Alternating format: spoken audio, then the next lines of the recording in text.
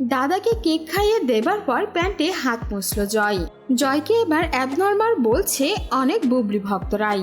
Viewers, বিস্তারিত জানতে হলে পুরো ভিডিওটিকে না টেনে শেষ পর্যন্ত দেখতে থাকুন। সম্প্রতি জয়ের একটি বার্থডে ভিডিও ভাইরাল হয়, যেখানে দাদাকে কেক খাইয়ে দেওয়ার পর জয় তার ফুফাতো ভাইয়ের প্যান্টে, এরপর সাকিবের প্যান্টে আর তারপর নিজের প্যান্টে হাত মোছে। এটা দেখার পর থেকে অনেকেই অপু বিশ্বাস আর জয়কে নিয়ে বেশ কটু কথা বলছে। কেউ বা বলছে অপু বিশ্বাস নাকি জয়কে সঠিক শিক্ষা দিতে পারছে না, আবার কেউ বলছে এত বড় একটা বাচ্চার এমন ব্যবহার করা কি আসলেও কোনো নরমাল বিষয়, নাকি সত্যি জয়ের কোনো প্রবলেম রয়েছে। আবার অনেকেই বলছে শাকিব খান এখানে সুপারস্টার নয়, বাবা হিসেবেই রয়েছে, যার জন্য জয়ের এমন ব্যবহারে সে কিছুই মনে করেনি। ছেলেটা অসুস্থ, এত বড় হয়েছে কিছু বুঝছে না। অন্য আরেকজন লিখেছে একটা বাচ্চা ছেলেকে নিয়ে মানুষ এত বাজে কমেন্ট কিভাবে করে। আবার অনেকেই বলছে এটাই হচ্ছে বাবা ছেলের আসল ভালোবাসা। অন্য আরেকজন লিখেছে এই জন্যই তো ছোটবেলা থেকেই পরিষ্কার পরিচ্ছন্নতা শেখাতে হয়।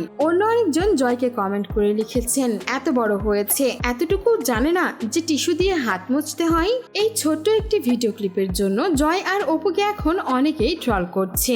আবার অনেকেই বলছে বাবা ছেলের ভালোবাসা তো এটাই। অন্যদিকে কখনোই আমরা বুবলির ছেলের জন্মদিনে পুরো পরিবারকে একসঙ্গে দেখি না।